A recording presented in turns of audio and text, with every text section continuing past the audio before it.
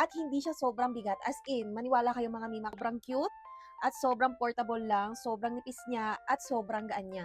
So this one is 5,000 milliampere and then 20 watts na din siya. Fast charger, and meron siyang button dito para makita natin kung ilan na lang yung battery na meron siya. Yung battery indicator niya, dito natin siya i-charge. Meron siyang kasamang na Type-C. Type-C ang kailangan natin dito. Ilalagay lang natin to sa likod ng phone case natin and then mag-charge na. So ako, yung phone case ko is meron na siyang magnet dyan. So igaganyan nyo lang siya mga mi.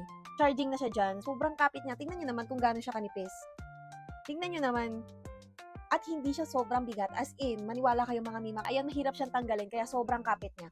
Kung wala naman kayong ganitong mga case na meron na siyang magnet dyan, yung ganyan, meron naman silang libreng paganite. Ilalagay nyo lang to sa likod ng case, phone case nyo. Tapos, ayun na yung sobrang kapit niya. Sobrang kapit. As in, ang kapit ng wireless power bank ni Gojudok na to. Sobrang ganda. Sobrang cute at perfect siya dito sa case ko na pink. Ang bilis niyang mag-charge.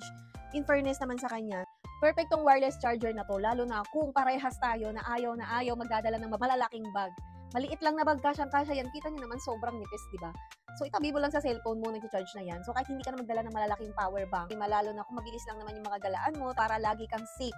Laging safe, hindi ka maaabotang malobat. So, yun lang guys. Kung gusto nyo ring matry to, ilalagay ko na lang din dyan sa yellow basket. At kung gusto nyo makatipid at hindi magdala ng mabibigat na charger sa bag natin, itry nyo na tong wireless charger ni Gojutok. Sobrang mura lang niya, very affordable. So, kung gusto nyo, dyan lang din sa yellow basket. Bye!